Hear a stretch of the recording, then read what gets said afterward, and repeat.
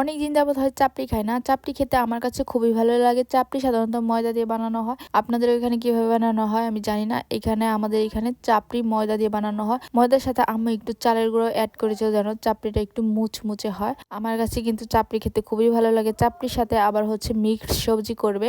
তো ভাবলাম আজকে আম্মু বলল যে চল আজকে অন্যরকম একটু ভাবে খাই। সবজি একটু অন্যভাবে রান্না করবো আর হচ্ছে চাপড়িটাও একটু অন্যভাবে বানাবো। কারণ আজকে মিক্সড সবজি আছে, তো মিক্সড সবজি খেতে খুবই ভালো লাগে শীতকালে।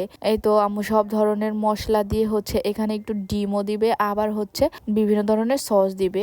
সস দিলে কিন্তু সব তরকারি অন্যরকম একটা টেস্ট হয়। তো ভাজি সাধারণত অন্যরকম টেস্ট হয়েছিল, আর চাপটিও যার কারণে একটু অন্যরকম বানিয়েছিল। খেতে কিন্তু খুবই ভালো লাগছে। আর একঘেয়েমি খাবার কিন্তু কখনোই ভালো লাগে না। একই রকম খাবার একটু ঘুরিয়ে পেঁচিয়ে খেলে কিন্তু খুবই ভালো লাগে। একই খাবার জাস্ট আমরা একটু অন্যভাবে ট্রাই করলাম, যার কারণে খুবই খুবই মজা লেগেছে। আর খেতে তো অসাধারণ, দেখতে যেমন সুন্দর হয়েছে খেতে খুবই ভালো লেগেছে। এই তো আপনারা চাইলে কিন্তু বাসায় বানিয়ে খেতে পারেন। দেখা হবে নেক্সট কোনো ভিডিওতে। অ্যানাদার বকবকারি নিয়ে চলে আসবো আবার আপনাদের সামনে। বিদায়, আল্লাহ হাফিজ।